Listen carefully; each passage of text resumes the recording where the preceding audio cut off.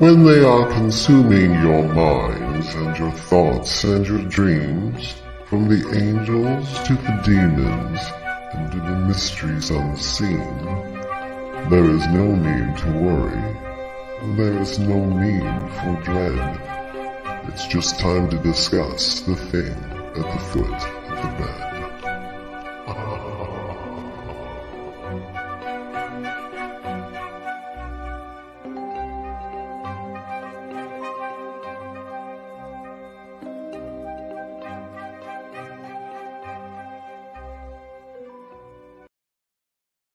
Good evening, and if you're just tuning in, you're listening to UFO Paranormal and United Public Radio Network on 105.3, 107.7 out of the beautiful city of New Orleans, and this is The Thing at the Foot of the Bed. I am one of your hosts, Lorilei Potvin.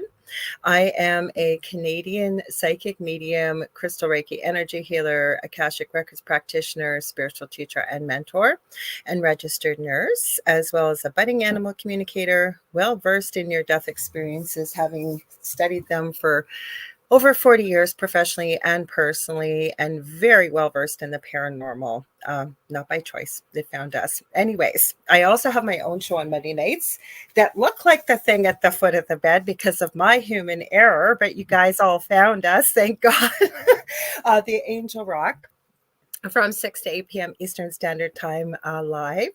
And just a few little housekeeping things, and I'm going to pass it over to Dave, my amazing co-host. So we have our own TV channel. If you want to find that, you want to watch us on TV, many of our great shows from the network stream over there. It's on Roku. You're going to go to the channel store, type in UFO space P as in paranormal, and you're looking for the drop-down menu.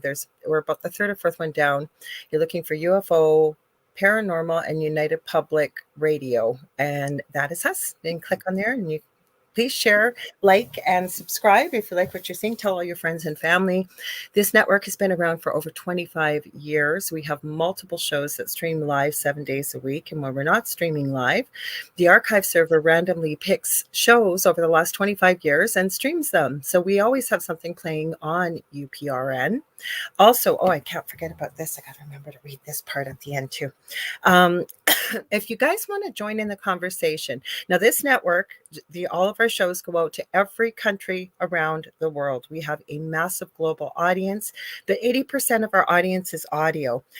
Excuse me. And if you know about the Angel Rock and you know about this show, they're both largely audience participative.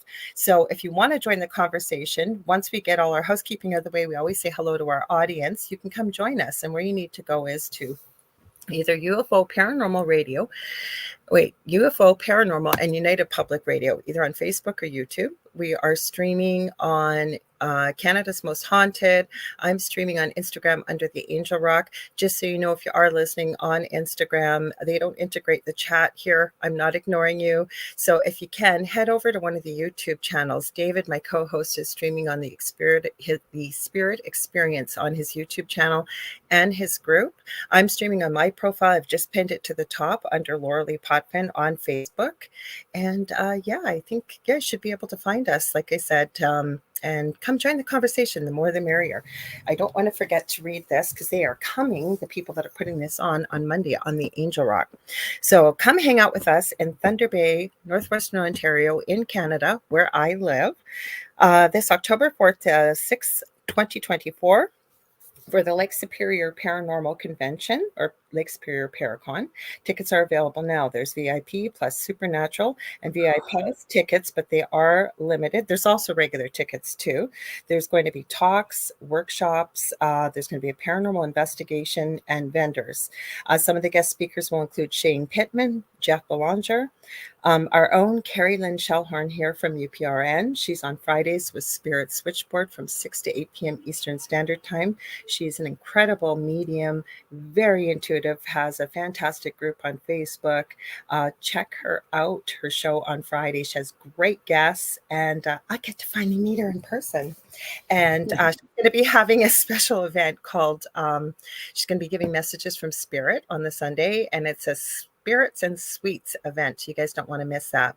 The other people coming are the Travel Channel's Beyond the Haunting. I got to put that in my brain. I know it's from the Travel Channel and what they look like, but I forget the name. So Beyond the Haunting. Dee McCauley from Dark History. He's from this area. Has been on the Angel Rock before. The Winnipeg Paranormal Group, which is to the west of us, one of the provinces over, and so many more, including myself. I will be doing a talk in one of the smaller rooms, and I will be having a table selling lots of merchandise there. So excuse me, you want to check it out. It's going to be put on by Lucky Paranormal, a local paranormal group. They are coming on the Angel Rock Monday night, so we're going to ask them all kinds of questions. And if you guys want to buy tickets, you're just going to look up lakesuperiorparacon.com. And we'd love to have you guys join us up here. It's a beautiful time of year. Thunder Bay really is a beautiful place, and we have every kind of paranormal thing you could possibly imagine. On to you, Dave, finally, with all this rambling. Oh, it's okay. We got to do the housekeeping. We can't have a dusty old haunted house. We got to I know. I think I know where they're going. They're going to a place called the Pioneer Village, which is notoriously, supposedly haunted. But I can think of some more active places. But I'm not running the show. I'm just grateful to be part of it. Oh, there you go. Hi, everybody. My name is David Hanzel. I am a spiritual medium. I am a channel and a coach, and I study near-death experiences, not as long as Lorilei has. I had one in 2015, but I've just been studying them a little bit since. I forgot to mention I had one as a toddler, but I don't remember a lot. When people talk about them, I can literally see it or hear it or smell it, but yeah, it's not the same as the experience. She had a baby death, little bitty, yeah, little. But you know what? It's people have them all. I mean, near-death experiences, you can have them when you're 4, 14, 24, 44, 54, 74, 84. Don't matter. Yep, whenever you needed that reset, that's when it happened. That's how I kind of been looking at it lately. Somebody has said they also have an 18 orange tabby. Carmel usually comes in at the end of the show, but for some reason he is sitting here staring at me now, and I don't know why. And that's why I was playing with them. Hi, honey. We have a litter. We had litters of kittens. They're all in responsible, loving homes, still in touch with all the owners until we got our cats when we lived in the previous home. Spayed and neutered. And you would not believe the differentiation in size and color and you name it. And people will say, yes, well, cats and dogs can have multiple fathers to their offspring. Well, guess what? It was all the same mother, obviously, but same father. They never went outside. There was only one male cat. It was crazy. We have an orange tabby. My son has them, Ollie. And there's just something about orange cats. And I think the orange cat owners will describe that they are unique. Yeah. And isn't there something about, because I think somebody told me, and I think I got this right. Like when a mother has a litter of kittens, they can literally all have different fathers. That's what I just said. That's what I just said. Broken dogs. But they don't have, none of our kittens had different fathers. They all had the same father. Because there was only one male in the house, unless we did have a haunted house, unless we had ghost cats. Ghost cats. Oh, we talked about ghost sex last week. We did have a kitten disappear. Oh. Mm-hmm. It was terrible. I don't know what happened to it. There wasn't a sign of mom doing something to it. It literally disappeared. I swear to God to you. We tore that house up and down for days, like every little space. We were in the vent. We went everywhere. This kitten was only about a week old. Yep. We never found him. Never found a trace of him. Nothing. Mm-mm. We'll say hi to you guys in a minute, but I'm just looking at Michelle Wilfong's comment, and it says, I have a video of ghost dogs barking. I also have screenshots of rods, which I think are pets. I just had brought that up last week, I think, when we were talking that the rods, like rods and orbs, rods were animal spirits. But I mean, I don't know that for sure. But because the consensus is that they are there. Feel like new topic. I don't know. We might, we'll do it. If there's a topic on it, we'll discuss it. I don't know much about it. Well, for people listening, we'll have to read it. It's Sandra Sharp says new topic, feline ghost sex. Which is hilarious. I do know this. I'm pretty sure about this though. There aren't necessary ghost animals aren't like ghost humans in a sense. In what way? Animals don't have anything that would keep them here. They have no reason or no trauma that they would have to stay here. have evidence of animals staying here. I have pictures. I'm not saying they don't stay here and stay around you. I mean, as a ghost, like when people go, there's a cat that's trapped in this house for all these years and eternity and all that. I'm like, I don't think they're ever trapped. No. Yeah, that's what I mean. But that's what you meant. Okay, now I gotcha. Yeah. As far as ghosts coming around, and far as like because I have a ghost cat in my house all the time. My old cat's here all the time.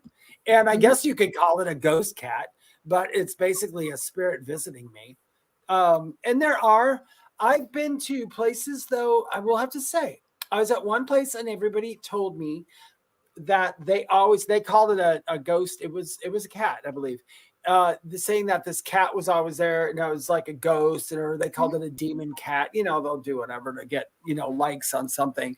But when I went there, I was like, you're damn right. There's an animal here in spirit, but I don't think it's trapped here. I think it's literally just playing with you guys. I think it likes the company. I think that's why it was hanging out. I think animals stay around, or I think our loved ones can be with us when we think of them, whenever we can. I don't think we have all the answers when we go back home. No, but animals, I think that they will have an energetic piece of them stay with you, especially while you're grieving and trying to heal and what have you. That. Oh, absolutely. I agree with that 100%. I mean, people do too. And sometimes people will hang around with you for a long time, and people say, like my aunt died and she's in my house and she won't leave. Is she a ghost? No, maybe she's just trying to hang out with you. You mean it's not a ghost? I guess it all boils down to what we put behind the label. I guess that's all it is. All about perspective. Let's say hi to everybody. Sandra. Sorry, go ahead. What were you saying? Sorry. Nope, I said you're correct. That's all it is. It's perspective. So it's got Sandra Sharp. Hi, everyone. Michelle Wilfong says, hey. Diane Brighton. Hi, everyone. And Michelle Wilfong says, I have an 18-pound orange tabby, though. That's a big cat. Kathy Hanley Little says, good evening, Lorilei and David. Nicole Thomas Ryan says, hi. Michelle says, I love my pets. We love our babies, too. Our fur babies, yes. And Polly Miller says, mice hunters. Well, they can be. Michelle says, I have a video of ghost dogs barking. I also have screenshots. Okay, you read that already, David. I'm sorry about the rods. And she said they are spiritual. I agree. My orange tabby is very spiritual. Speaking of spiritual animals, and she usually pops in here a little bit later, Julie Jean Bassett. I've mentioned her many times, incredible shamanic healer, but also animal communicator. And she helped me with my dog over the last few weeks. Something was going on. And the first thing she said to me in all the years doing this, she didn't think she'd ever met an animal that was so connected to universal consciousness and psychic. And of course I said, look what I do. And of course I'm going to get a dog like that. So, and never mind the Egyptians. I think the Egyptians knew a lot and they revered cats, right, Dave? Like, I think their purrs are healing. I believe where a cat lays on you, that you may very well need some healing, and not necessarily physically, could be emotionally, could be spiritually, could be energetically, but I really believe that. What about you, Dave? Oh, I do. I mean, cats can heal their own systems with their purring. That's what I think too. Yeah. And I don't see why they wouldn't try to, wouldn't attempt to heal us with that too. Whether they can or not, I don't know, but I'm sure they were going to give it a try. If animals are just love. My cat that was peeing on my youngest son's bed. Never mind that any attention is better than no attention. Sometimes she would have done it if my son wasn't paying enough attention while he was playing video games. She was literally pissed off. But one of the big things, my son would kick her out at nighttime because he was worried she'd chew on the wires of his headphones and what have you. And through Julie, that she said, the cat said that that's when she does her healing with my son, is when he's sleeping. And she was trying to get across how important it was for her to stay in the bedroom at night. And she doesn't stay every night. And my son will get up when she decides she's ready to go, but there's no problem. Now I was able to explain it even with the autism, and cross my fingers, no more peeing on the bed. So she got her message across. There was a show. I don't know if you saw it. Steven Spielberg, I think it was called Cat's Eye. Yes. And Cat's Eye. And there's a myth or a lore that went around about cats would lay on the chests of children or babies. That's a really old wives' tale, though. Yeah, and suck their breath out of them and all that. And I thought, and of course they blamed crib death on that and everything. But if they were to do that, I could understand how when I'm sleeping, I'll wake up and my cats will be on me, and they're not trying to steal my breath. Not that I know of. In fact, they're probably going pressure. He had a Himalayan. It was his brother's cat, Himalayan cat, and I think he said it was himself. Every time he'd lay down at night, the cat would rest her chin on his chin and literally be breathing in. And he was breathing. It was so weird and creepy. Oh, no, I get it though. Cats did all the time. Kathy Hanley Little says that dogs are healers too. Of course they are. All animals are. Yep. One of my pit bulls would lay down across my back and neck when I was in a lot of pain. And he would taste you to see if he would eat you later. No, I'm kidding. No, I agree. That too. I used to have, my parents had a dog. I miss him so much. His name was Buddy. They still have the sister. She's still alive. She's still going. But I think he was 100-something pounds. The last time they said he was like almost 125, but he was overweight. But he was a big old dog. He was Rottweiler and Boxer or something. Big old black dog. This dog looked scary, but I'll tell you, if you were sad or anything, if you sat on the floor and just hugged him, he would just literally set his head on your face and just hold it there till you found it. It's like, oh, buddy, I love you. He would do that all the time.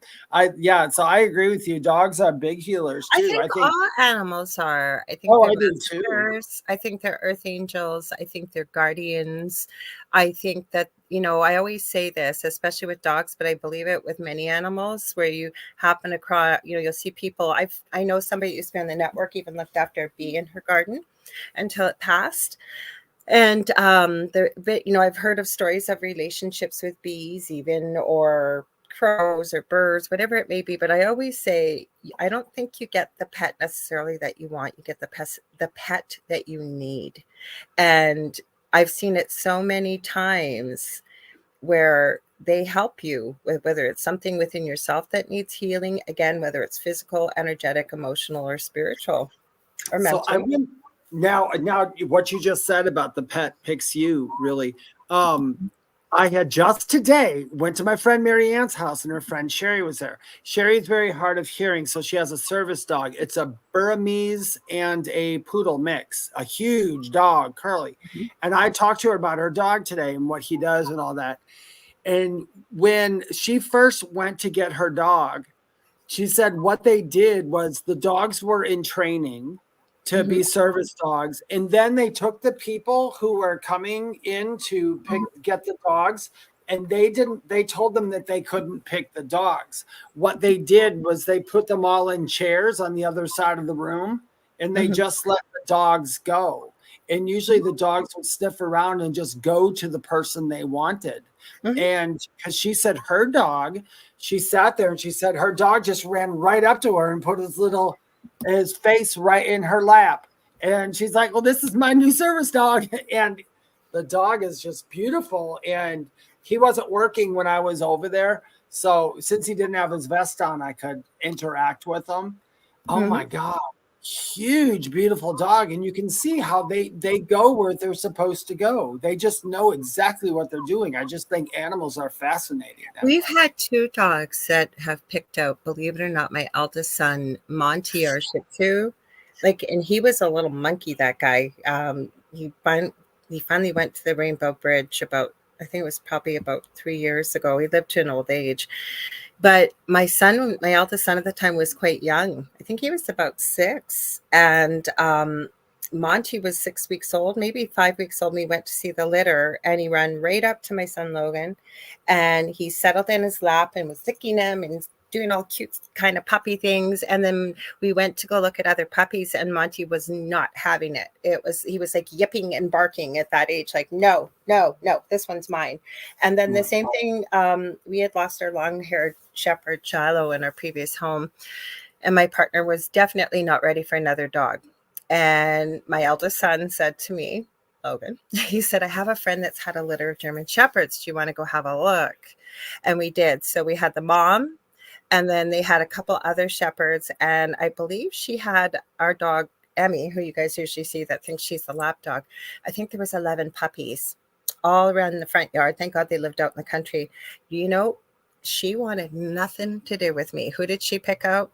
Logan. Well, guess what? When we were leaving, I said to her, and usually animals really like me, but she was like, nope, I'm going to this guy over here. So I whispered in her ear, no worries. Soon you'll be mine. And guess who she's bonded to? Mom. Cats do too. Like, and there's so many stories you will hear of people, or I love the dodo because it's such beautiful. Hi, Angel. It's such beautiful stories.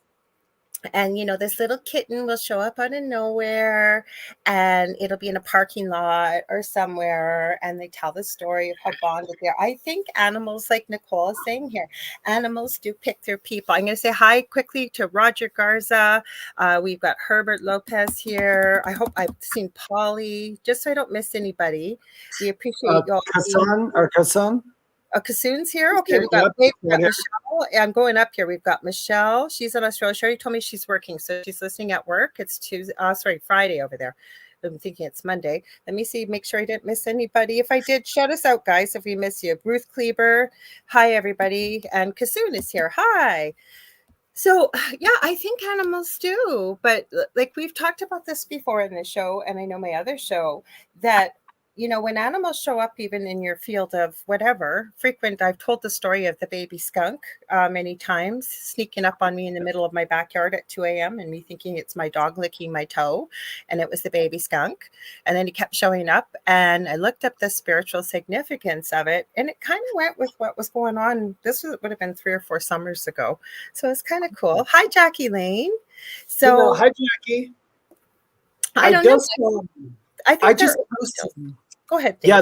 I think they are too. I think they're angels completely. Yeah.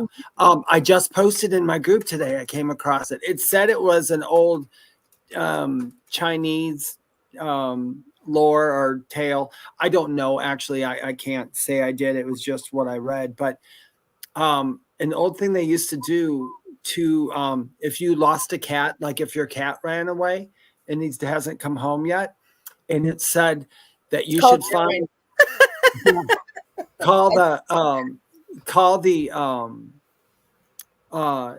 go to, which I would do because I've done this before, well, not to this extent, but go to other cats that are in the neighborhood or stray cats and just say to them, I'm missing my cat. This is what he looks like, and go out and just talk to him. And those cats will get the message somehow to that cat.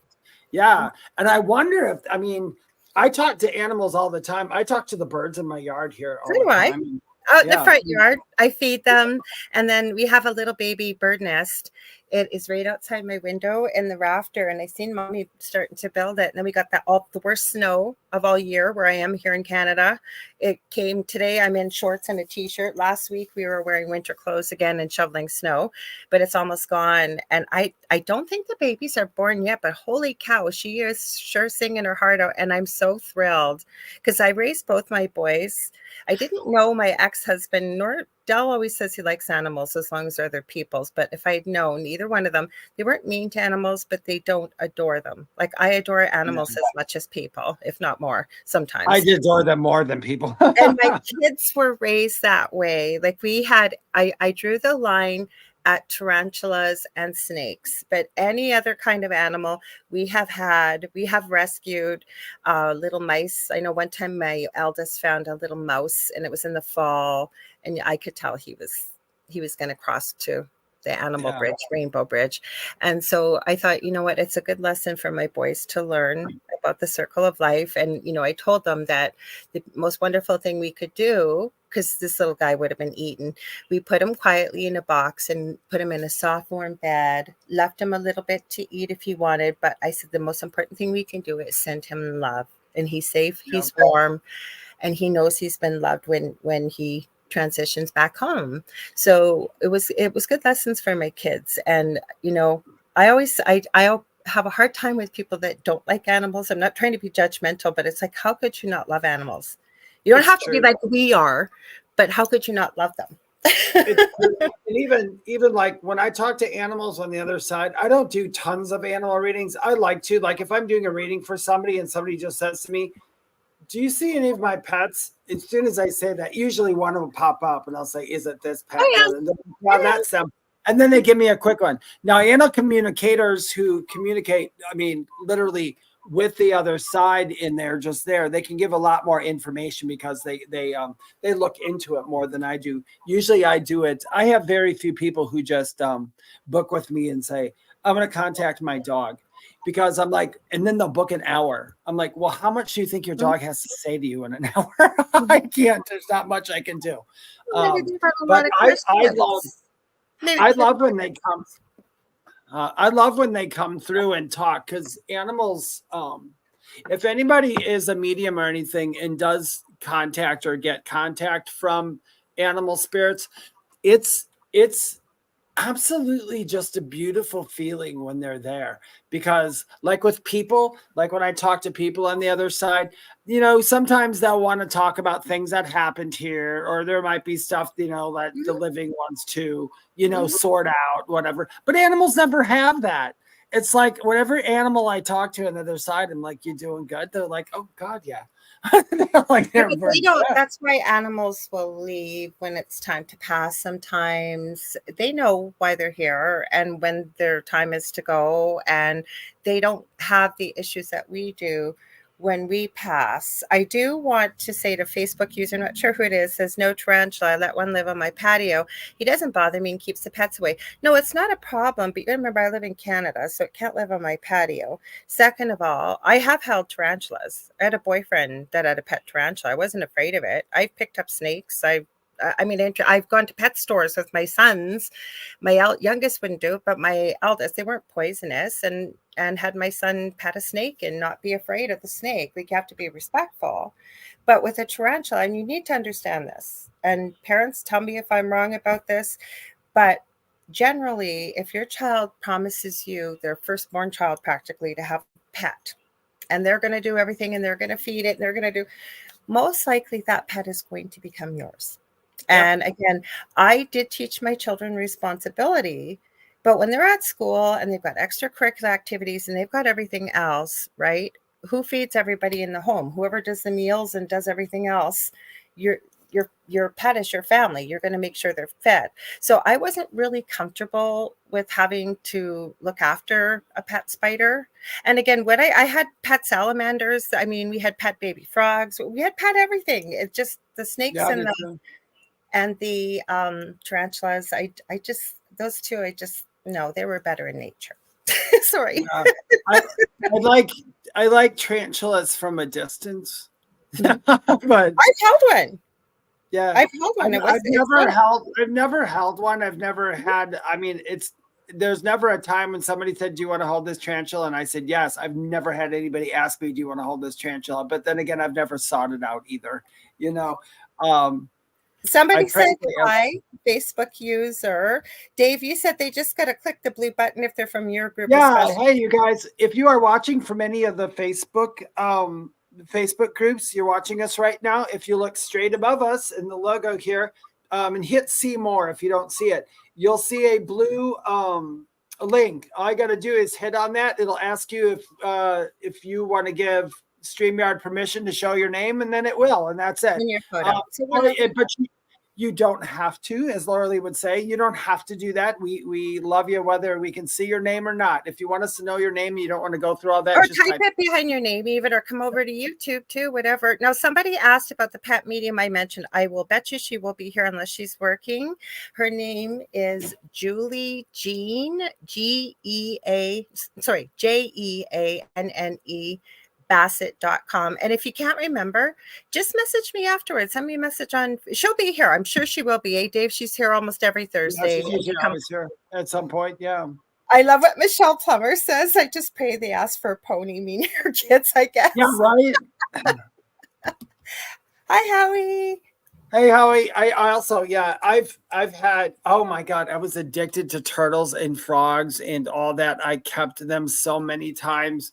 Unfortunately, the first couple little baby toads I had, nobody told me you had to poke a hole in the top of the jar. So when I was a little kid, I totally, oh my God, I traumatized myself. I didn't want anything to do with living animals for the longest time. Little tiny baby turtles right now. And I ordered them and try to make a mold of them. I'm making little tiny fish tanks. Oh, that's cool. You know what I got hooked on? I haven't even had a chance to tell you this.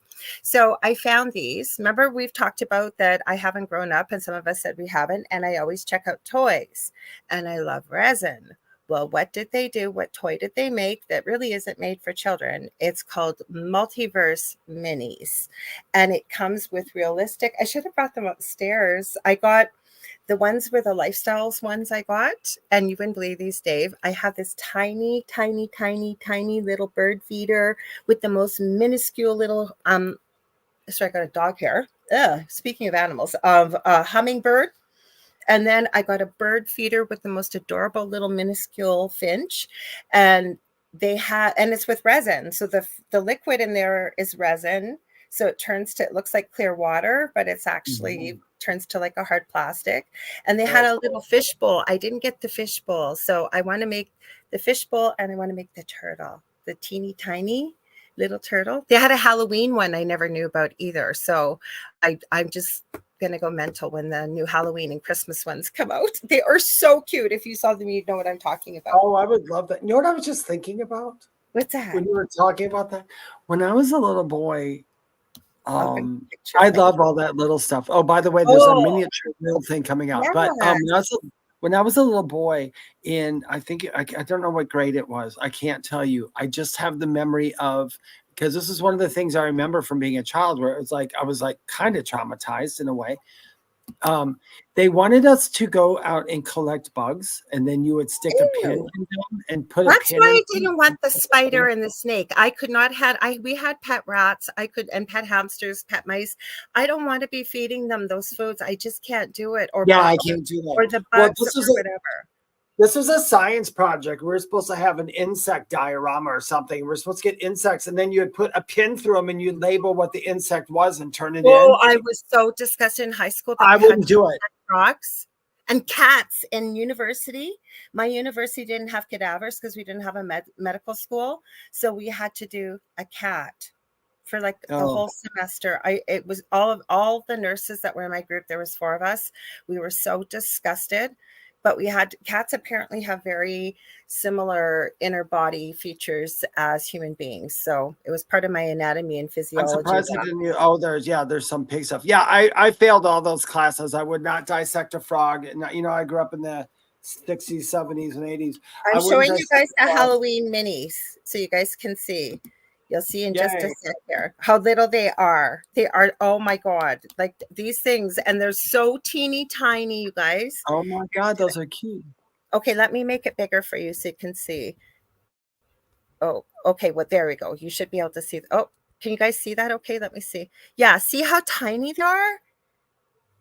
They're like just bitty little teeny tiny things. So that's why I'm in heaven. This is what I'm working on. That's why I'm making the turtles right now, because I didn't get my own turtle bowl. So I'm going to make one. Oh, wow, minute. Yes, I love. They were just talking about the tiny universe today. They're advertising something here. Oh, the miniverses? I got the Easter ones, and apparently I didn't know this. The ham, like they look like real food. The Easter ones came in these little tiny cupcakes with little bunny ears and carrots that you can, and icing. It was the resin. They look like real foods, and they assemble into a little cake plate. It's absolutely adorable. But apparently the ham I didn't know about. There's a Canadian woman on YouTube, Nerdy Crafter, and she reviews all these kinds of things. And apparently, and it goes by weight. Of course, I found out about this afterwards. It weighs a little bit less. So you think you're getting the ham, but when you open it up, it was the golden ticket and little resin silicone molds to make the Willy Wonka chocolate bars and all the wrappings and stuff. It was a special one. Mm-hmm. Oh, I make fairy gardens too, Nicole. I'm starting to work on them already. Speaking of minis, do you remember? Well, Lorilei might, because she's like me. Where I'm old. God said, "Let there be dirt," and we said, "Okay, we got some," and threw it down. But there was I can't remember if it's not Outer Limits. I can't remember. Twilight Zone, I think it was. Okay, do you remember? That's almost before our time, though. Yeah. Do you remember who Agnes Moorehead was? I certainly do. She was from Bewitched. Yes, she played the mother in Bewitched. Well, she was in, and she won. I guess she won an award for this too. And she didn't even have really 2 words in this. The only people in this clip was Agnes Moorehead, and she played a woman who lived like in the middle of nowhere, and a very small flying saucer landed on her house. And they came in, and she spent the whole movie battling these creatures who were doing stuff to her. And anyway, she finally, at the end, I don't want to ruin it, but you guys got to watch it. It's so good.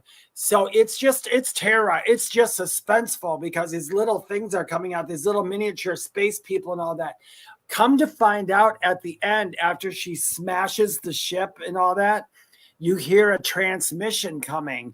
Those were actually astronauts from Earth who were at a planet where all the people were large and they were small. So all this time you thought that Agnes Moorehead was being attacked by these things, and it was actually her attacking. But that was how the Twilight Zone worked, remember? Yeah, it was. Oh, it was so good. I can't remember the name of it. It was really good. Well, Kathy Hanley Little says she remembers that, and so does Nicole Thomas Ryan. She said one of her favorites.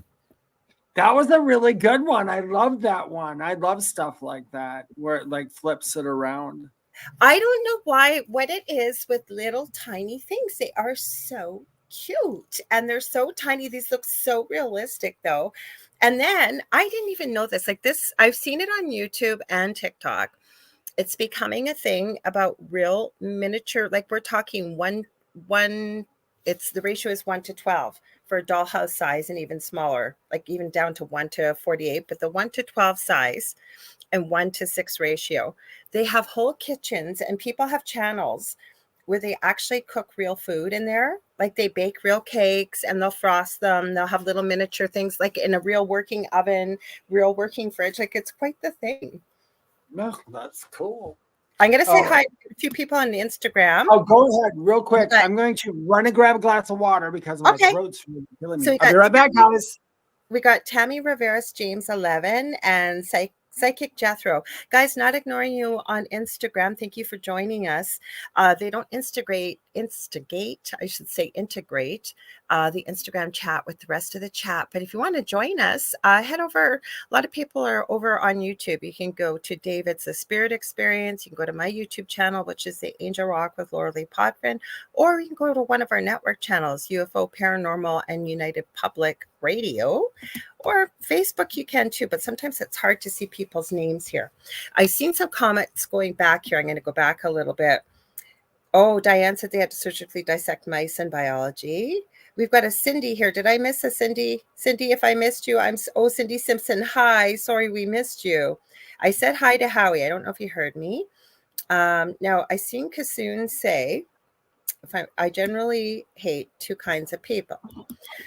People who cut down trees and people who treat animals badly. Okay, so I have a problem with people treating animals badly. Very, very badly. And so does David. Don't even get us started. Now, about the trees is why I mentioned it. David will understand. I can't speak for where you are now, but having grown up in Wisconsin, and I'm not far from Wisconsin in Canada here, we are surrounded by trees. And I will agree with that. But without trees, we would not have homes. Without trees, we would not have paper. We would not have a lot of things. So, what they've started doing here that I really like is what they cut down, they must replace. They must start planting and replacing. And I don't have a problem with that. I don't like anything to be destroyed, but sometimes we do have a symbiotic relationship. So I think it's a responsible thing of a human being, if we're going to be taking from the mother or Gaia or nature, that we do our best to utilize it without waste, right? Thank it for its service, or for, Yeah. if they're sustaining us in any way, whether that's a shelter or There food or used to be, and I can't remember where the rule came from, and I don't know if it was in Buddhism or not, because some might know. I can't remember. Because when somebody had asked me about, because I don't eat animals, I just don't. Mhm, I don't care if anybody else does. I just don't. mhm. And somebody had said to me, "Why don't you eat animals?" And I said, "I just don't feel the need to, and I don't want anything to suffer for anything." And they said, "Well, when plants are alive, when you tear something off a plant, it suffers because everybody says plants can feel a little bit. Yes, plants, trees, and everything can see us, feel us, and everything else, but they don't have the neurological system that we have." But I will say this: the thing was, if you pick an apple off a tree, it can replace the apple. But if you tear something off an animal, the animal doesn't replace that. So you're not supposed to destroy something that can't redo itself. So like with Lorilei, I agree with Lorilei wholeheartedly. We have to have that relationship with nature. Nature provides us that, and we provide nature something in return. It's just how it goes. I also hate, like, where I live. Oh my God, they are tearing down some of the most beautiful, prettiest little forests and patches in North Carolina here just to put up all these freaking houses. I'm like, who do you think is moving in here? It's like, what do you think? They're like a rash of people, but they are. They're tearing down a lot of stuff like that. But we do have to at some point. I say that if you're going to tear down, if you're going to do something to a tree, I'd like, if I was building a house someplace, me personally, if I could afford it, I would relocate the tree instead of cutting it down. Well, if we could, and again, If we we won't could, go off on yeah. a big tangent about ecology here, but I think the best lesson, and see what you think about this, is if we could each do our part to respect the earth and to do your best, like to recycle. Even recycling, though, I found out, I mean, we could do a whole show, has nothing to do with the paranormal, and we don't recycle the way we think they recycle. Same Yeah. thing, but with nature, okay, natural things. And I really love, and I know it's not just First Nation, but that's what I know here, that when they have it, they take an animal, right? Everything, they don't take more than they need, and every piece of that animal is utilized, and there is actually a ceremony, not very long, but to thank the animal for helping for them to maintain their life by giving its life. Or same as trees or whatever, or if you can, try not to litter, or just do your part, and then hopefully by example other people will start to catch on. And It's true. I mean, we'll get it one day. I really do. I have faith that the world will get it one day, and we'll figure out all these things. No, Polly Miller's right. Like, I have to agree with Polly. In the greenhouse, I regard the lettuces daily and compliment the plants. Oh Yes. yes. I put crystals in my garden because I've talked about this. I don't know. I've mentioned a few times on here, but on the Angel Rock, I know I have. And last year, this is our 4th or 5th summer here. And last year, my partner planted the garden, and he goes, "The garden's not growing very well." And I said, "You know why?" And he goes, "Why?" I said, "Because," and I'm going to grab one of them. I didn't even wash it off. They're both here. Hang on. I said, because, and I put lots of pink quartz too with love. We don't have any crystals in the garden. These are just 2. One's amethyst. This is raw amethyst. Where I live, you can go to a mine and harvest your own amethyst. My son found giant pieces of amethyst at one of the lakes here. It was like a swimming hole. So he picked up a bunch for me and him. So there's that. And this is aventurine. So I plant a whole bunch of crystals. Hi, Mark Foster. Hi, Jonathan Keyworth. So I plant them in the garden. And talking to plants, it's been proven that they will grow better. That lady, I just sent that video to somebody. She ended up, and it wasn't like she wasn't a recording artist or anything, but I think she just used some kind of recording device because she had a big field of sunflowers and she wondered what they sounded like.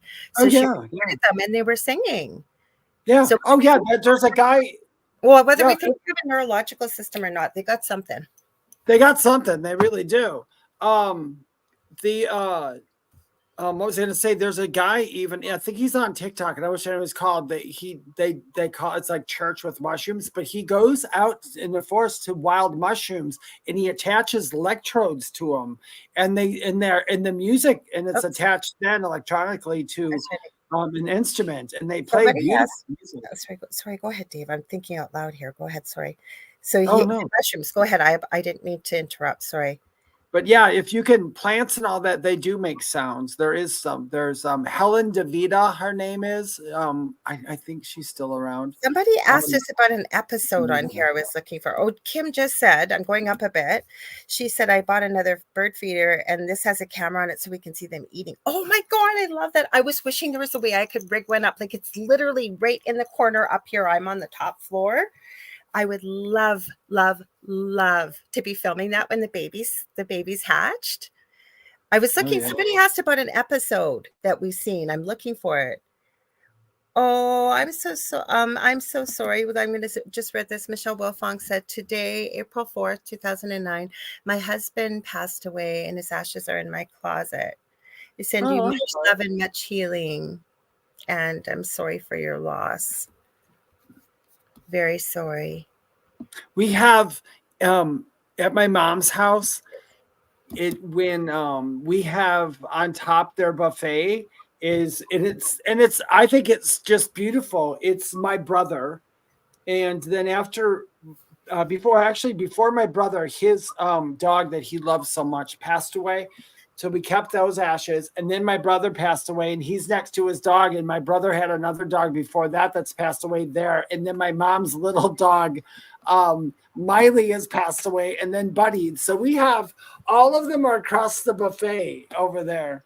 And I have my babies in urns downstairs. Look, my eldest has Monty, who I mentioned. He took Monty, but I have Miley and Shallower for Shepherd. They didn't offer cremation here when I lost my other two dogs years ago, but we have our babies too. Mm-hmm. Well, they weren't babies. You're obviously your brother. And so Cindy's asking Dave, and so is Kasoon down below, how do you and the cats like the new home? Well, they like it and I like it, but you know what? For some reason, I thought there was going to be some kind of magical feeling that comes with it, and there's none. It really isn't. I like my home. Except the mortgage. I don't even care about that. I like my home and everything, but I already know. I already had my talk with Spirit, and it's like, I know this is not my last place. So, but I do like it. I mean, I picked it out, and it's quiet here, so I like it a lot. And the funny thing is, it's a 1935 home, and I know there's people here or there's something here, but nothing scary at all. There's not anymore. I've been like, I'm in my upstairs is my bedroom is just big attic. So it goes way back there. My bed's on the other side. And I'm in here because my office isn't done yet. I've been so lazy and been too tired. But I thought it was going to be hard to sleep here and I'd have to turn all the lights on and everything. It's like, nope, easy. There's a few things here and there. And I saw some things like in the woods next to me where I thought I saw them, but nothing that made me, want to go, oh my gosh, I'm going to have to, go out and do some prayers and say all that stuff. Just fun stuff. Hey, Kevin. I'm trying to find this video I was going to send. Now I've asked my partner, one of his best friends from high school has moved to the Philippines. Unless there's anybody in the Philippines listening, this is a big thing. I was looking for spooky stuff this month and I thought I sent it. Cool. So, what's that? You got cool, spooky Philippine stuff? Well, this guy swears, and there's videos all over TikTok everywhere. I swear to God, I'm going out to check out the moon, but I may not see it. He claims he caught a face next to the moon. He's got a new camera that he can blow it up. And then there was one guy saying, I even looked to see if there was debunkers. One guy was so ridiculous with his debunking. Well, it's because he said, he didn't say OMG. He said something like, he said, I'm not going to lose my stuff. I'll find the video and you'll see, but he didn't say something really over the top, the guy that filmed this. So the video has to be fake because of the wording that he used. He wasn't freaked out enough. Wait till you see this. I will find it. I thought I'd sent it. I'm just looking for it. I sent you a funny, there's been a lot of videos too of people making fun of, oh, here it is. Let me see if I sent it. If I didn't, I'll send it now. People saying that they've got paranormal activity in their home, and it's so freaking cheesy. Like, I live in a house with a ghost and paranormal activity. Look at doors opening on their own. And so the guy's got like all dressed in black with a ski mask on, and he opens the door like you're supposed to pretend you can't see him. We've got ghosts, and you see his feet underneath the white sheet. I sent it to you, Dave. It's pretty funny. Yeah, I did. It was so cheesy. One of them I did anyways. You got out of work early. How far along in the show are we? We're an hour exactly. You asked perfectly, Z-Sun Dragon Kevin, because oh, you saw that, Kathy? Kathy says she thinks she saw it too. Because it's perfect for me to do station ID. I usually forget. So if you're just tuning in, you're listening to The Thing at the Foot of the Bed with myself, Lorilei Potvin, and my amazing good friend, amazing medium and co-host David Hanzel. And you're listening to it on 105.3 and 107.7 of the beautiful city of New Orleans on UFO Paranormal Radio Network. And thank you for joining us. So Kevin, you got out of work early after I screwed everything up, and it was Julie Jean Bassett, who I mentioned earlier. I could not figure out what the heck was going on. Remember, Kevin, because Z-Sun Dragon was there. He goes, it looked like you were going to go live on the Angel Rock, and all of a sudden it went black, and it went to the thing at the foot of the bed. So I wasn't sure if it was a StreamYard problem or not. No, it was me. I guess in my hurry and the problems, we had some technical issues trying to get back and forth onto one of my guests that was on. So I ended up clicking on Thursday night's show, but we figured it out nonetheless. Okay, let's see if this video is there that went through, you guys. I'll share it with you. I don't know what to think of this. Long story short, I asked my partner to ask his friend that's in the Philippines if he has heard or seen anything about this. Oh, poor Michelle. She says, my Wi-Fi keeps kicking me off, so I keep logging on and off. I'm sorry. Okay, let's share. Oh, your Wi-Fi. I thought you said wife. My wife keeps kicking me off. Tell her to leave you alone. That's what I was going to tell you. Your Wi-Fi. Okay, hang on. Not very long. Hang on, let me start at the beginning. Okay, I'll show this video. It looks fake to me, but I'm not kidding. You guys take a look at this. You will see there are all kinds of videos and people in different parts of the world. Like, this thing almost seems to be shifting a little bit. It's really strange. I'm not calling it real. All I'm saying is it sure is weird. Hang on, share. Okay, now I gotta go back here. So many buttons to push. Okay. So, oh, you didn't go on there. You're supposed to go on. Add to the stage. I always think it reminds me of some exotic dancer. Then, and the man next to the moon, the face to the moon, is coming to the stage. I've got it. I've actually got it up here. It's been happening. When is that one from? Like February 28th and 29th of this year. It goes. Yeah, it goes back to, I got another one here. 29th, I have got me a better quality camera to catch this thing in the sky. And holy moly, I am scared. I'm scared, but I'm not going to trip because I've been catching this thing for a while now. Yeah, you can send it. It's very ominous. There he is. There he is. It's hard to see. There he is. See if I can make it. I can't make it bigger. Well, let me make it bigger. It's a huge face. Looking right down on us. No, well, let me make it bigger. Let's see if I can zoom in a little bit brighter. There he is. There's the moon. Oh, I lost it. There it is. Let's see if I can get a better picture on the moon like it's supposed to. Is my hand in front of the thing or something?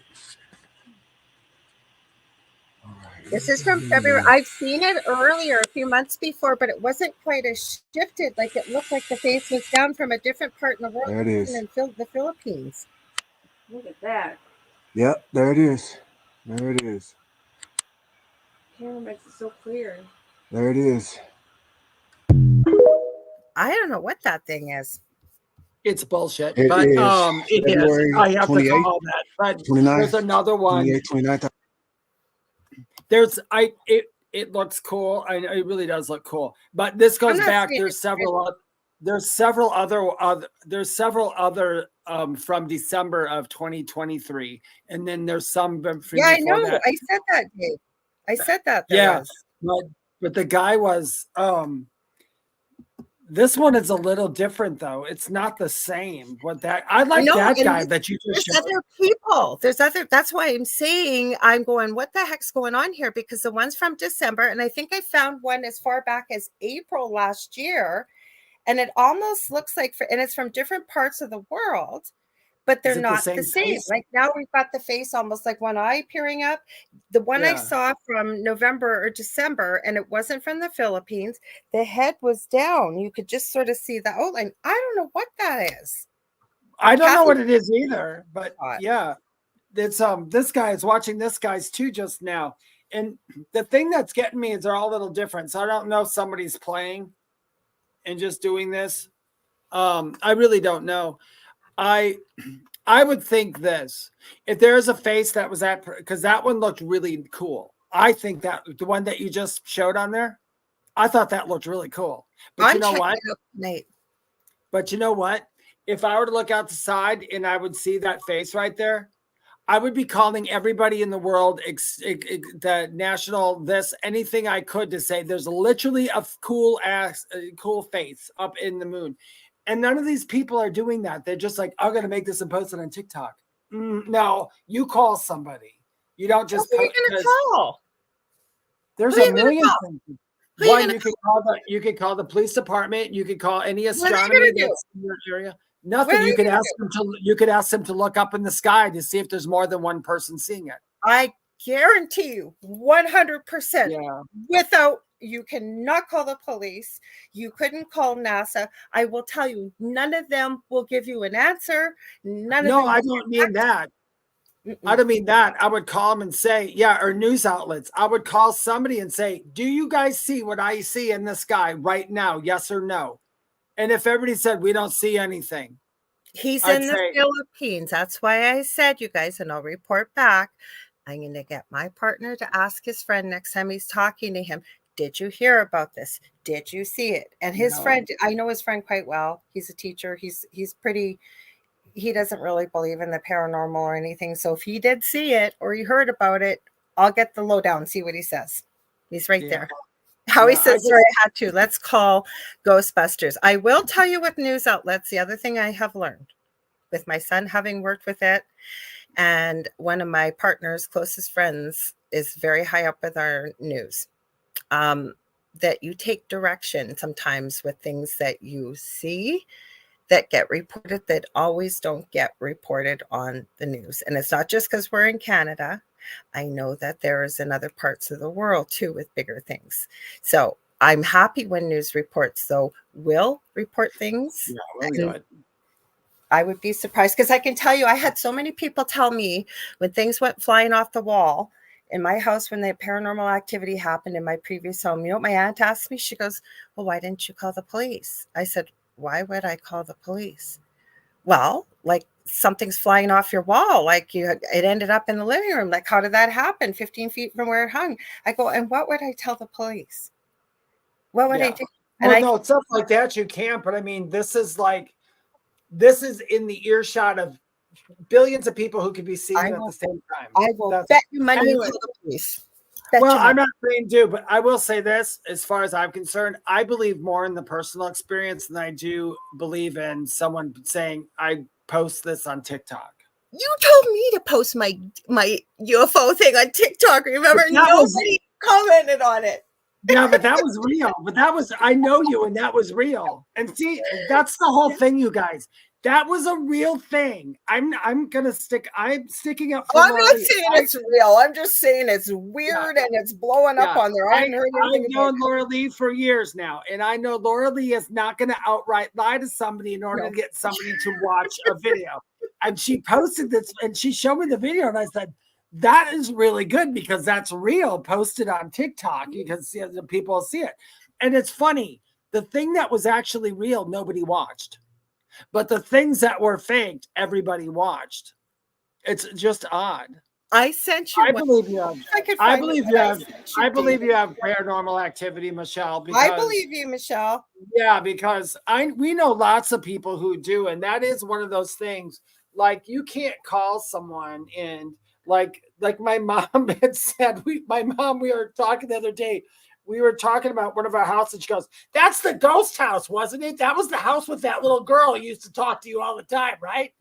And I said to my mom, I said, "Yeah, Mom." I said, "All you guys did was throw the dog in the basement to see if the ghosts were down in the basement." I said, "Why didn't you guys call somebody?" She's like, "David, who in the hell am I going to call? Who am I going to call?"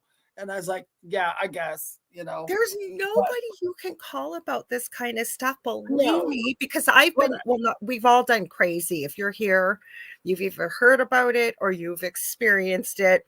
David, you've experienced crazy too. Oh yeah, I've got lots of. When you call people, they think you're insane. Oh, so yeah. I don't know. Okay, Michelle, you said, where can I view that video, Lorilei? What one would that be, Michelle? If you're a bit more specific, feel free to let me. Oh, the one that I post on TikTok. The one you just played. Yeah, the one you just paid. No, I'm wondering if she's talking about the one on TikTok that I posted. Oh yeah, look at the one that Lorilei posted on TikTok because that's some real. Yeah, the UFO one. It's on TikTok. Just look. I don't know what I'm under, David. What am I under on TikTok? You might know. The Angel Rock. The Angel Rock. Okay, the Angel Rock. It'll be the Angel Rock 1508. But I think it is the Angel Rock. Speaking of police who don't do crap, I have not. Okay, this disclaimer. I'm not saying police don't do crap. I'm talking about with the paranormal. Years ago, because this is back when. I was always really super psychic and stuff. But anyway, one time, I think I told Lorilei about this. I was driving home from the bar and I saw a car that was on fire. And I literally drove by the car. It was on fire. And I'm like going, there's a car on fire. It was like, I remember you telling me this. Yeah. And so when I got past it, I called the police and I said, there's a car on fire at this place, whatever, right when I went by it. And apparently there was no car there. But in the morning, a cop knocked on my door and said they wanted to interview me because there was a car that was on fire later on. I saw it before it caught it on fire. But the police, same thing.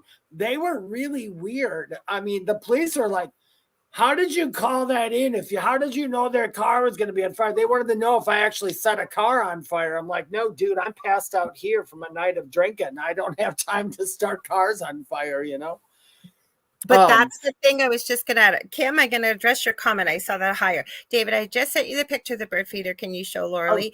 Feel free or send it to me. Kim, you can send me a friend request. Or the other thing is I've got a public profile. So anybody can share. But yes, I remember, David, you saw that. Now, that's the other thing I was going to say, because I know a lot of people who are very psychic that have been friends of mine. I have one friend. I will not give them away who they are. They can see through the eyes of a serial KILLER. And this person has not been caught. They know what their next victim's going to look like. And I've had quite a conversation with them. Now, this was probably a year and a half, 2 years ago. And I kept saying, I could probably connect you with someone that may be able to help you. Or I have another friend, very, very psychic, that lives over off of the coast of Italy. And she has seen things happen like you did, David, beforehand. And she's wanted to call. And I keep telling you guys, you have to be so careful with that, because how do you prove that you're not the one that did it Or how do you have this kind of knowledge? Yeah, Right? That's what. that's no. Mhm. You are absolutely correct. Because I know when I drove by it, I wasn't like seeing it in my third eye. I drove by it and I was like, there's a car on fire next to me. And I just kept driving because I had been out at the bar. And I even on the way home said to myself, were you just drunk? And it's like, you better call the police. And it wasn't until they came over the next morning and said, the car I I told said, you don't want to call the police. And I'm not, don't get me wrong, I have the highest regard for police. I was going, if you could believe me, being a police officer. Yeah. I applied to the RCMP and they had a hiring freeze. And it was during the first Gulf War. I made it through everything. I was supposed to come back 6 months later. It was once the war thing had settled down, but I'd met my first husband. I could never be a police officer.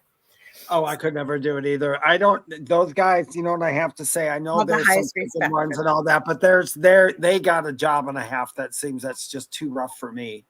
I'm glad they're doing what Me they do. too. Well, I wanted to read this, Michelle, because I think this is an important comment because I have been there. Many of us have been there. You said you don't know how terrified I was. I didn't know who to tell. I didn't want to end up in a nursing home or in a straitjacket. And I can agree with you. Now, what I suggest to people with paranormal activity, if you can, document it. I have been accused over the years. I had one man, never even heard our story. I'd reached out for help. He had been in a call-in show of a friend of mine that did a paranormal show. And before I went to call him, I heard Spirit say, you should record the call. And I remember arguing in my head, I'm not recording the person. I don't record people. I don't know where that voice just came from. Did you hear that? I kind of heard a little whisper too. No, it sounded like a giggle almost. Tell me if anybody else heard that. Anyways, he ended up being so obnoxious. He diagnosed me, I know I've said this before, with intergalactic satellite goldfish. I'm making a t-shirt of that. I own it now. He called me that, not knowing I was a nurse. There's no such diagnosis.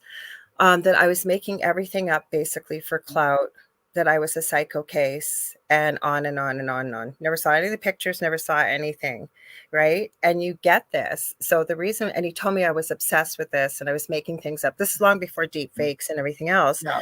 But I specifically documented because I knew people were not going to believe me. And I always say it's so isolating when you're going through something like this. And just remember, Michelle, you're home here. Everybody here will believe anything you're saying as long as it's not like you have a one-eyed, one-horned, flying purple people eater. But then again, if you get pictures and we can prove they're not. Yeah, if you get pictures and doctor them up. It's so isolating because it's not like you could stand in line or on queue if you're over in the UK in that area and start talking about the paranormal. But once somebody opens that door a crack and then somebody nudges it with their foot a bit more open and you're in a group of people, 90% at least will have something to add to it in the way of an experience. Oh, yeah. No, I agree with you. Most people have seen something, but they don't say it. After my near-death experience, I mean, I told the doctors and the nurses all that stuff. They interviewed me and did all that stuff. But then after a while, it kind of seemed like people, everything I'd tell them something, they'd like look at each other. And I'm like, I didn't like the feeling. I stopped talking about it for months afterwards. I didn't even want to tell anybody what happened. And when I was a little boy, and all the activity happened in our house and my parents knew about it and everything else, none of my neighbor friends or anybody knew. We didn't discuss that with them. You know, you just didn't do it. It's sad because it happened. So I totally get it that you didn't. But you know what? There are people to talk to. Just look for them. So if you're having something happen, don't look for somebody, though, who's going to jump on the fear bandwagon. But there are people to tell about this stuff. I didn't tell my doctor for years, and I got very close with her. I miss her. She hasn't passed, but she's just working at the hospital now. She's not from this country. She's from Pakistan. And eventually one day I got up the courage to tell her what I was going through, and she looked at me and she said, Lorilei, why didn't you tell me about this? And I said, because I didn't want you to 5150 me and sign me up to the hospital. And she goes, oh gosh, back home. And she told me, she goes, we would call them jinn. And she explained, obviously, we'd call them maybe a genie here. She said we refer to them kind of like an angel or a demon, depending on their activity. And she told me in their own homes on the stuff they had gone through and what they utilized over in that neck of the woods. but you can't. So find a place, maybe kind of hang out and see what people are talking about. There's enough people talking about the paranormal. And if you resonate with the people there and you feel welcome and you feel safe, that's where you got to go and ask the questions. Now, I wanted to answer this. I know Dave's going to answer it too. Don't psychics work with the police? They can, but you have to realize, like, especially I do follow true crime. I adore Gisela K with Grizzly True Crime, and I adore Joel Waldman. He's got Surviving the Survivor, for example. Great true crime channels. I don't know. Joel might be a little more open getting to know him over the years I've followed about a psychic. Gisela wants nothing to do with it. It's like, nope, it's pure facts and that's what it is. And that's fine. I respect that. But it's a fine line. How do you prove as a psychic or a medium that you can help solve a crime? Right. And when you know details of a crime that nobody else knows. So there are cases I love watching when there's TV shows of psychic detectives. But I think it's more on a federal level, wouldn't you think, Dave, where they may be open to, with a reputation, looking at. I've done a few things with them, but it's, you know what, it's not like it's not like in a TV show.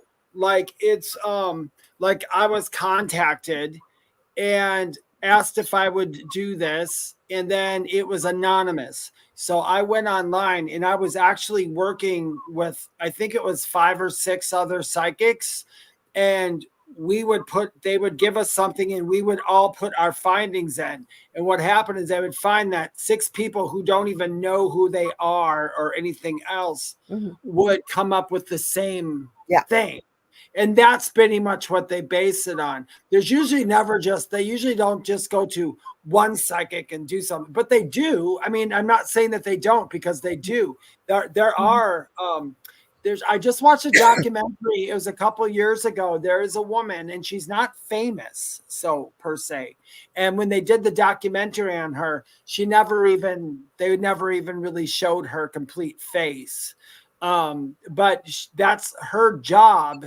Outside being a psychic, her job is to work with police, and they call her up a lot and just say, we've had something happen, da, da, da, da, and they'd give her the stuff that she needed. And then all she would do is come back, and she would, on a piece of paper, she didn't type it out. And I know there's a reason why they don't have us type stuff out anymore on the internet, is because the internet is hacked and the internet is forever, and the internet can keep stuff forever. But she would write stuff down on paper, and then a detective would come to her house, 2 detectives, and she would go through her findings with the detectives. And that was it. She didn't get paid for it. He's pretty well retired now, but I took his remote viewing course, and I really would have liked to have been a part of it. That's why I took it. Was he does sort of similar what you said. He'll get the call. He's the intake person. He has what he would refer to as psychic remote viewers, and there's other just remote viewers. And he may, like I was working with some of his practice cases, and he'd just give you like a 12-digit number. And through the remote viewing process that you learned from him, you'd have to locate where this was. But he sort of did the same thing, Dave. Like, he'd give them maybe 1 or 2 different details. They're trying to find a lost person.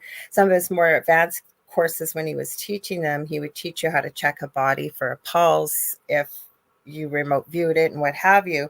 And he had a really high success rate with this. But the same thing, we didn't all talk to one another, right? And he even had gotten facial recognition, the computer software. So, because, you try and describe maybe who you're seeing.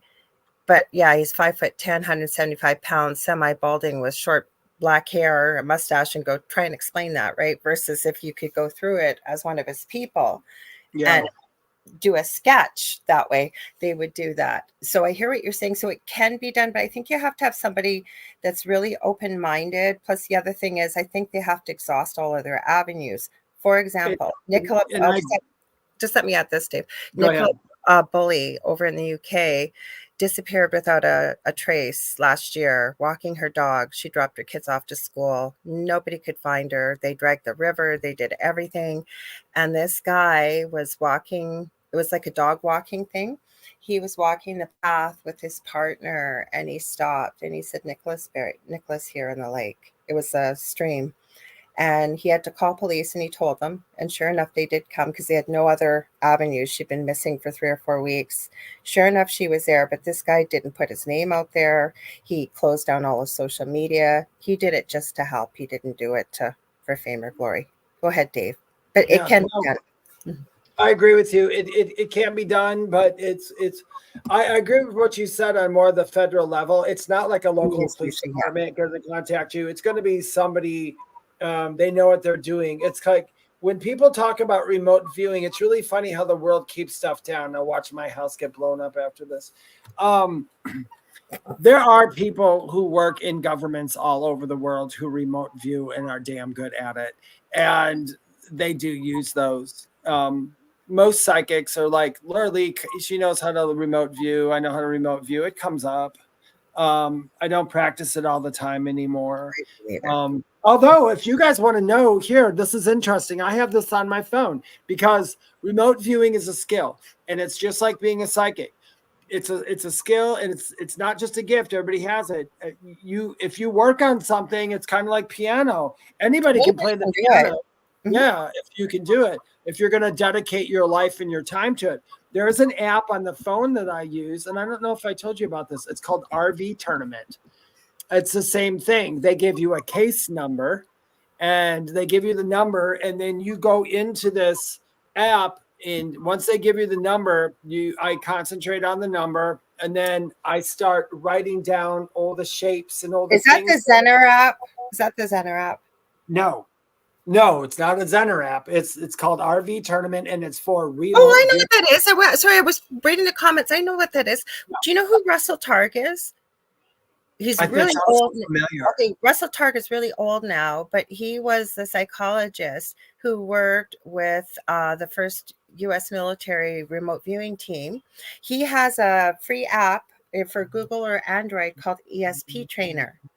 And it's kind of the same. Or there is the RV Tournament. I have a whole bunch of or remote viewing stuff like that on my phone too. Sorry, I was reading the comments. I've got a lot of comments. No, I love that stuff. I mean, I think it's good to practice on. I mean, remote viewing, if you know remote viewing, you don't necessarily have to be a psychic or have to be anything, but literally if you lost something, you could possibly remote view it or at least give you some hints. Okay, there is a free masterclass. I'm going to find it for remote viewing with Lori Williams. There's a group for it, and her team is called Intuitive Specialists. But if you look her up, remote viewing on Facebook, you look it up on the internet, she's pretty expensive to work with, but she's got quite a few free things that she gives away on her website. She has, I believe, an 86% accuracy rate with remote viewing, which means that when she goes to remote view something, from the future, from the past, mostly from the past, so or present time, she has an 86% accuracy rate with doing it. She works a lot with Lynn. I always forget Lynn's last name, not McEachran. Lynn, he was part of the remote viewing team with Russell Targ. And I just watched an interview with Joe McKinley, I think it was, too. He was part of that team as well. It's quite fascinating to learn about remote viewing, because there's a guy that a lot of businesses hire that Lori talks about, Lori Williams, from time to time, that he is so wealthy beyond means because he's that accurate at looking into the future. And a lot of big companies will hire him and get him to remote view when they're going to put out a new product to see what the success rate will be. But it might be. I mean, it can be. I'm not going to even say it like it's some mysterious thing because it's not. I mean, this is something innately that spirit does, and that's what you are. So you just got to know how it'll work out, though, because there's so many possibilities and timelines. But I guess if you've got two set paths that you know you're going to take as a company, and you're not going to veer off on different timelines, and what would be the highest probability of success? This path A or path? I guess you. Well, I guess it's. I don't know how they do it because I mean I'm a strong believer, and I know, like we can get stuff for, like, more times than not we say things that are correct, but I have to say it really depends. Like when we give a reading, we always tell people, this is what we're seeing now on the path you are on now. Yeah, if you will stay on the path you are on now, this is most likely what's coming up. I can see it clear as day.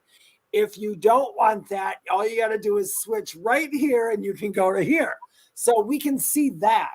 But I understand what you mean. I'd like to know that too. I'd like to see the mechanics behind that, because to remote view for a company, you'd have to say, okay, company, if you do this, you have to stay on this path and then you'll get to this way. So that's interesting. I would like to also know that. That sounds I got really questions. This is a good question, Kasoon. You said, can you guys see spirits when you watch paranormal investigation videos? To me, am I picking up anything extra? No, but could I read into the energy of, say, an EVP that was picked up or what have you? But I'm not sitting there with my psychic mediumship glasses on there. Usually when I'm watching a paranormal show, I'm just watching it like you'd watch a movie or something. I'm not sitting there looking at the whole thing going, oh, like, what is this? What is this? And I'm not being facetious that way. It's more of an entertainment for me than to, I mean, if there was something obvious, have I picked things up that other people haven't seen? Yes. But I don't know. What about you, Dave? not unless I'm engaged. I'd have to be, and like I'm the same as Lorilei. When I'm watching shows like that, I really don't have my David psychic going on. Yeah. And pretty much have I'm David human. I want some entertainment going It's on. mindless. Like you're just sitting there, or like mindless you're not doing research like throughout the day. Like I'll look at stuff, and if it's ridiculous, I'll show it. If it's not ridiculous, or if it's like, what do you guys think? But I'm not sitting there playing psychic detective, if you will, seeing what you miss. It's different to do that. And then it's not something I do. If something comes to my attention, like Lorilei said, we could be watching something and there might something come to our attention. I think it's irresponsible too, Dave, though, to open ourselves up when we're watching a show that we know nothing about, and we're going to keep ourselves open, and whatever wants to come through can come through and communicate with us. And no, we're just watching, like you said, with the human. I do, though, like if it comes with a warning, because I know, like, say, Colin Brown at the Paranormal Files, sometimes he'll tell you, like, I'm going into a notorious place. You may want to do whatever. So I don't do it from a place of space. I'll just make sure I'm grounded. And if you're talking about a live paranormal investigation video, different. If you're talking, I know. I was just thinking about it. I said, I wonder if he's talking about a live. If I'm watching a live paranormal investigation videos, yes, I get all kinds of hits. Mm-hmm. It's automatic. Mm-hmm. But if I'm just watching something taped or what, no, I don't. It's a good question. I did a couple years ago, just to show you how this is. I did something with Haunted Journeys a long time ago. It was a lot of fun, but how they have the world's largest ghost hunt? Mm-hmm. Well, they took teams from all over the world. I was at home during that night, and I was with a team that I believe they were in Ohio. Truly, I wish I could remember their names, because this is one of the paranormal teams that I had so much respect for, because I really liked the way they did their stuff. But what I did is they took turns taking me with them through the house. The people on their team who weren't psychic at all, they would say, David, we're in this room right here. And I'd be talking to them, I'd be linked to them by headphone. So I could say, hey, I'm feeling that there's like if you go out that door to your left and go down the hall to the right, I'm feeling there's a closet there in the left, and there might be something down there. And they would go down there and I'm like, how did you know that? I'm like, oh, duh, you're talking to me. But it's funny when they put you in those situations and ask you how you know it. But that was really interesting. And I did see, I did find a few things. And then there is some stuff that there is nothing. Because, not just because a place has activity doesn't mean that everyone's going to pick it up, because sometimes the activity is meant for certain people. And we talk about that a lot. And there's because there's a girl that had picked up a lot of stuff in this one bedroom, and nobody there believed her. And she asked if I'd go into the bedroom with her on the film. And I went in there and I said, I don't see what you saw, but I definitely feel that there's something in there big time. There was something in there. I said, I never tell somebody it feels negative. You know, Well, you I know would what I just tell did them watch? Oh, sorry, it go ahead. feels something. Oh, I just say I just feel something. However you take it, because I always tell people, I tell Lorilei a long time ago, everything's neutral until we define it. So, Plus, if you but tell people that, like, it's kind of like what most people, right? When you're told something about somebody before you meet them, even mhm. though, and I do try to be very neutral when I go in and form my own opinion, you still got that in the back of your head. Exactly. And I agree with you 100%. And we can't go, that's why, like, it's really important for especially mediums when they go on an investigation, they really got to clear everything the hell out of their head and their belief systems and everything, and just go, I'm going in, I have the ability to feel this stuff. Let's just go feel what's there. And then you go from there. I But want to if, add this to what you're saying. When I yes, was looking for weird, strange stuff today, it came up with a psychic medium spiritual teacher, Maureen St. Germain, and she was on Coast to Coast AM, but it's under her TikTok, which is at spiritual SOS, all one word. Okay. She taught people an exercise very quickly about how to connect with your higher self and to play with it for 6 weeks. She explained why for 6 weeks. If you guys want, I will post it in our group and you guys can check it out. I also posted it. I do that in my own group, but I've been trying to do it in David and I's group. If there's free learning opportunities, you want to learn how to kick into your own intuitive abilities or whatever it may do, I try to remember to share it in our group as well. Because if it's free, guys, why not? Take advantage yeah, of it, right? yeah. So this was really cool because what she's teaching people in here, I thought, was your sign for yes, your sign for no, and your sign for neutral when you're connecting with your higher self. And she was teaching you how to use that versus, say, people that want to use a pendulum or want to use whatever. I thought it was a really cool, simple exercise. She explained it works with 90% of most people. She said if it doesn't, and she talks a little bit about tweaking, it's not very long. It's about a 5-minute video. Jackie says that sounds great. Okay, I will post it. Well, it's fun. You know, I think that everybody should learn how to connect to their higher self. I mean, if that's how half my readings are done through that connection. Mm-hmm. But I thought it was cool because she was telling this story of this lady asking for a sign from her higher self for yes.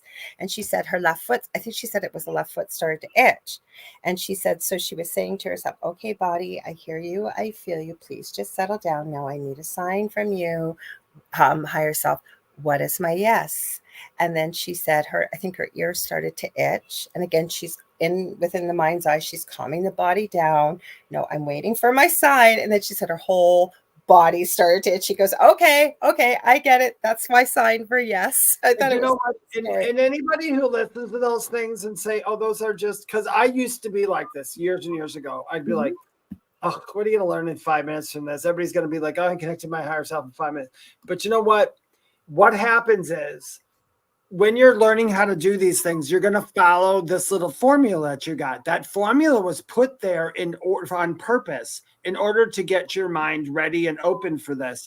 After a while, you're probably not going to do anything you learned from the exercise. It's just going to be natural at that point. Be natural. Well, that's what she talks about, why it has to be 6 weeks. And she references a really well-known chiropractor. I didn't know his name. She couldn't remember. It came in within 2 seconds. Mm-hmm. And she said it takes 6 weeks for the body to start generating new DNA paths, is the way she used it. Not my words, hers. Yeah. Basically, to me, I think it takes 6 weeks to build a new habit to become routine. Basically.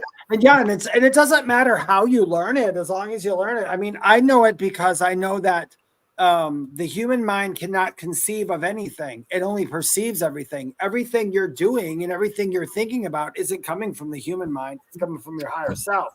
The higher self conceives it and you perceive it. Mm-hmm. And so that's just how you really look at things. But I wasn't looking for this, and it started playing, and I started watching it. Like that.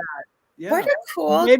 Maybe you're supposed to tell everybody. You guys, listen, any little class you can take to learn anything, whether it works for you or not, just take it. Especially if it's free. Like I sign up for them and I usually share them. I don't always share them in the paranormal group of mine, but the spiritual one I will. And because we talk about both paths with the thing at the foot of the bed, I've been trying to share them over in our group because we forgot to tell them about our group, Dave. Oh, yeah. I Should we will. tell them? Yeah, real quickly, Diane Brighton, imagination, is that part of your mind? Yes. It is. It's actually, yes. It's your lifeline to the other side. That's where they use. That's what's used. Yeah, but it's not weird stuff. But that's how it comes in.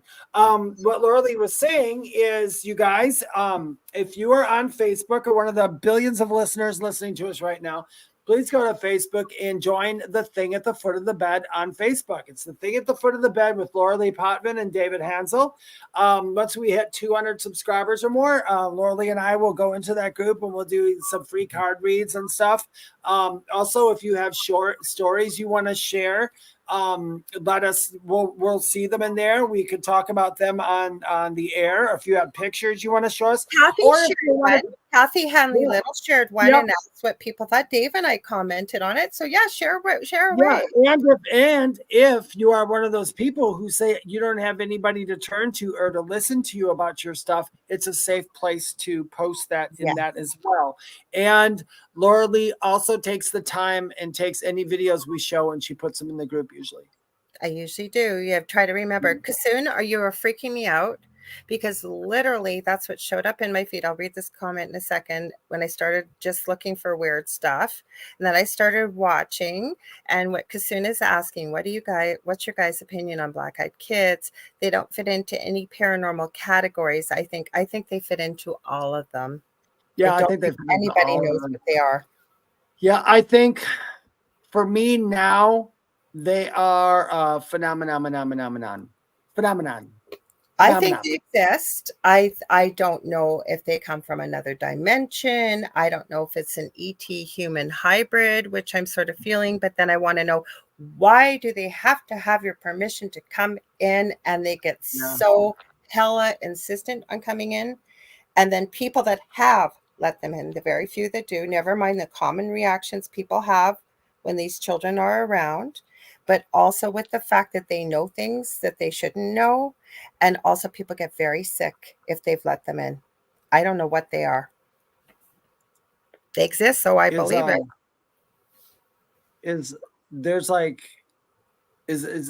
It might be my speakers. It couldn't be my speakers. I got a new computer. There's something in the speakers going on, which is odd. Black-eyed children, I agree with Lorilei. I don't know what they are. Not enough data really right now.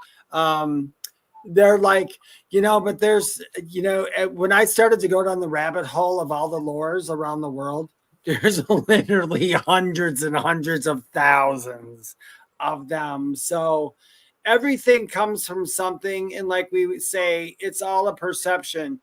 Two different classes of people can perceive the same thing and see it differently, or depending. I really study black-eyed kids. And there are white-eyed kids, which are not so common. I haven't spent much time on that, but black-eyed kids I have, looking at people's reports of this, what has happened, what is going on, because I just have a gazillion questions always. And I'm going like, why must you be asked to come in? And then people will say, are they vampires with vampire lore, right? You have to invite the vampire in. Then there's what happens to people that let them in. And then why do people get this horror and absolute dread? They seem to disappear. I've seen people report that it looks like the men in black show up with vehicles to pick them up. And we're not talking one or two stories here. We are talking a lot they're all over stories. I personally don't have any encounters with black-eyed kids. And I don't ever want one. Yeah, and I've never had any personal encounters with somebody telling me they saw one. I've just read about them and know about them. I take everything with a grain of salt because you have to. I think when there's that many people talking about it from different parts there's of the something. world, Yeah, there's something. And they all have similar type experiences. And when I think it's important to go back and look at it, I think the first guy that talked about, if I'm not mistaken, I want to say 84, but I think that's too late back. It might have been 94, 2004. It's got to be probably 94. But my point is, okay, go back to the cases when he wrote that first book, because they weren't well known. And then you look at the phenomena of the people he was able to interview and speak to after his own experience to me, because in the internet, you weren't getting people looking on the internet saying, oh yeah, it happened to me, this is what happened, or anything like that. It's more pure data to me, because it's not like it's an open subject again that you can just go sit and chat openly to people about. Yeah. Right? Oh no, you can't. You can't. Mm-hmm. And then there's probably, oh, who knows? I think they stem from religion. I don't think so, Dave. I don't know. They've got like No, I don't mean they were made up in religion. You think like a tulpa? No, They're there's this. physical.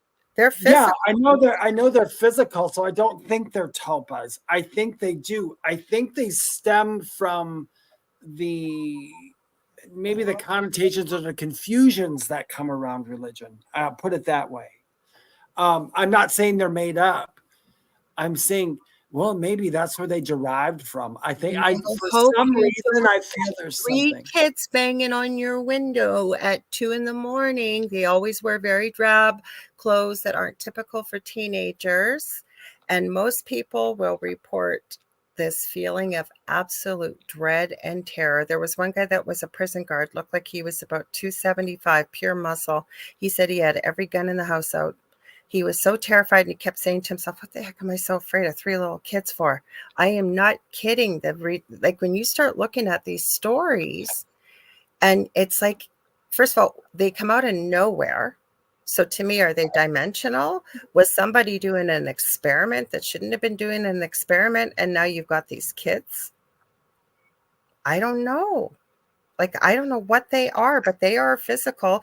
And I can tell you there's been thousands of stories. Are there does somebody actually have pictures of them? I've been looking, and again, I can't trust them. I look for them today because in this day and age, it's not. I know it's hard. It's like that with black eyes. I like that the world made it really difficult. There's 2 forms of thinking in the world nowadays. There's people who are going to just fall for everything. And then there's people who are going to say everything's fake. And then there's people like us who are like, okay, we kind of know it exists and we know that there's pictures, but we really don't trust you at this point. And that's the hard thing about it. I know. It almost makes me want to have an experience. I don't ever want to have an experience. I think I don't think I want that either. Yeah. I don't. She says, be a critical thinker. I think that's absolutely right. Best thing you can tell people. No. Okay, let's read his comment. We'll read his question. Okay. Soon asked, demons are known to represent themselves as kids, right? Absolutely not always. No. And David, you've said, and I respect your, and again, it doesn't matter about semantics. There's good and there's bad. Yeah, it doesn't matter. But demons, and I will agree with David, comes from a lot of religious dogma, the name. Mm-hmm. But I can tell you what presented itself to me, including giving me its name, its spelling, and its animal form years ago. I was raised Roman Catholic. I had never seen this name, never heard this name, could not find this name. And 6 years later, I was helping somebody else with the paranormal. Everything I'd been told in this dream was exactly right there on paper. Was he a child? No. And I can tell you some of the stuff I have smelt when stuff has been going on. Like, I don't know what we experienced, whatever you want to call it. It wasn't good. And like, you said it correctly. I agree with you. I mean, semantic. Okay. We'll call something demon. It's because that's the label we gave it or whatever. If a child shows up, though, in an investigation for me, or when I'm connecting and it's a child, I got questions. Because children usually don't hang around or trap. They're pure beings. Can they? Yes. But I got questions if it's a kid. Yeah. But they don't always show up as kids. Yeah, exactly. It's a weird subject. And I don't ever want to say like demons come as kids, because there's going to be some radical idiot out there who starts to believe that every kid he sees is a demon. That's just like, right. Just like when people had it on them that black cats on Friday the 13th are dangerous, and that's just bullshit. Sorry, that's just bull. That's not true. and they go around hurting cats. So I don't want anybody to hurt any kids. And So, have there been spirits that have been children that need help? Yes. yes. There have been. So you can't just run around and say that every child is an evil spirit. Yeah. Otherwise, I'm not on the demon train, but Lorilei knows that. I mean, we call it what we want to call it. The way I look at it is you can't just have all love and light. And if everything's energy, including our thoughts, our words, and our emotions, and there are lower dimensions, where does all that energy go? If energy can either be destroyed. While we are here, we have to have, we have to have opposition while we're here. That's what makes the planet. We have to have good and evil, black and white, cold and hot. Otherwise, we wouldn't know the difference. So I like what Kathy said. Demons are spirits in a lower frequency, if you will, lower negative frequency. So I think it's all about semantics, what you want to call it, right? It really is. But do I think that every spirit is love and light? No, I don't. I'm sorry, but I don't. Because I've experienced it myself. And just because I've experienced it, do I think that everybody experiences it? No. I also don't like that every show tries to make everything look like the D word. That is so far from true. So far from true. Yeah. So I like Kevin's comment. He said, if black-eyed kids are real, it does feel negative overall, but maybe some have a good intent. But for most, I heard not a positive experience. That would be how I would word it, Kevin. No, that's a good way to word it, Kevin. That's a very good way to word it. And me and Lorilei talk about this too.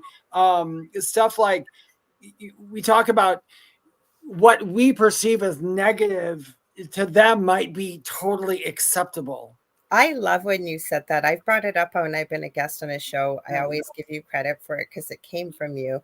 But you're right. We're looking at it with our human eyes, right? We got to label where it's from. Maybe it's not what we would perceive to be evil. That's just neutral.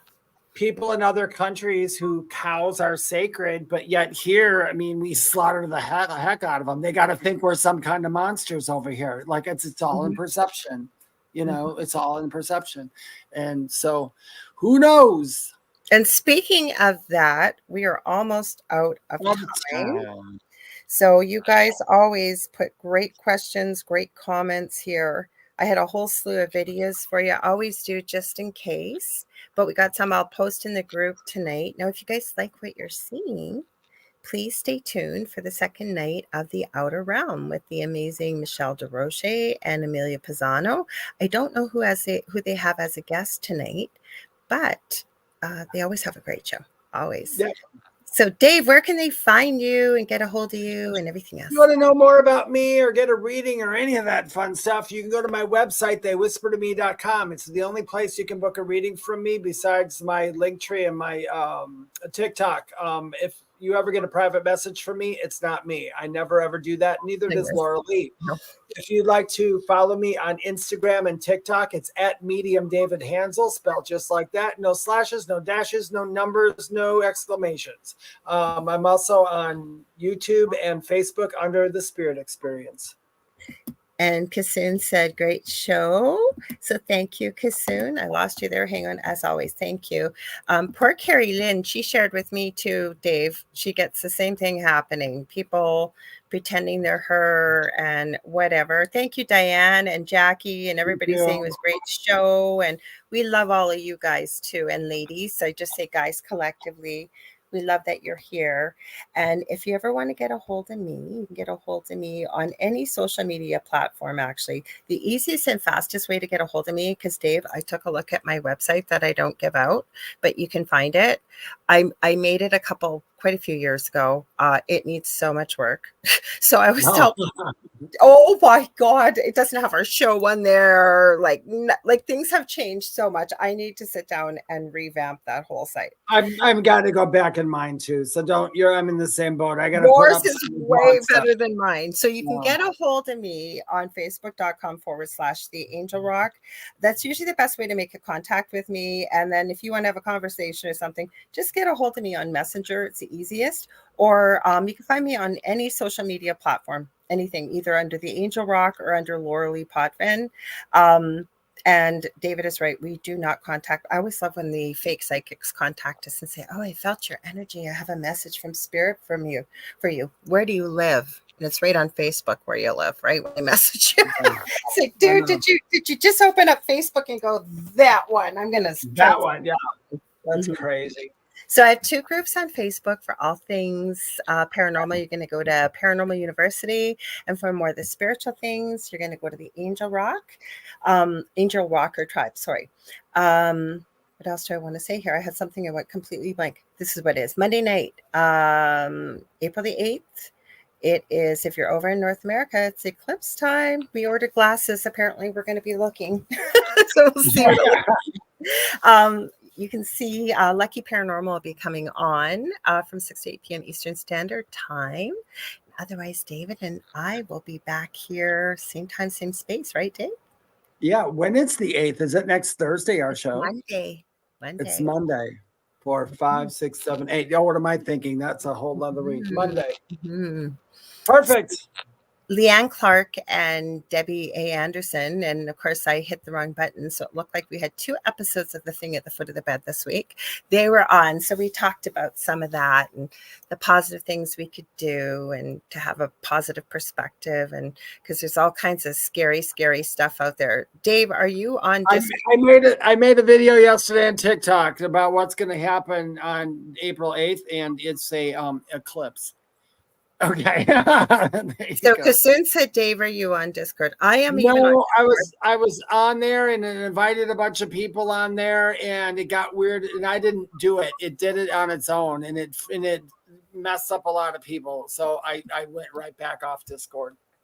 I'm on Discord and in tons and tons of groups. I told you, if there's a social media platform, I'm on there. There was something I was going to say that was important now. Oh, well, I'll probably remember. Oh, that's what it was.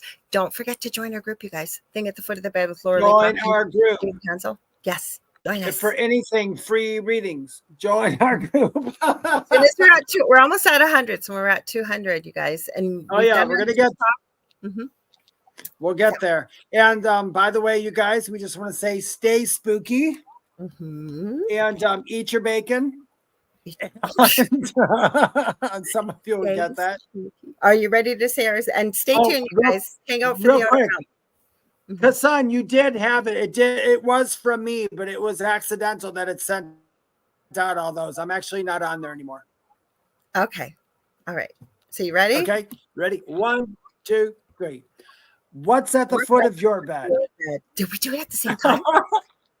No, you guys off. Did we do it exactly? I think we might have.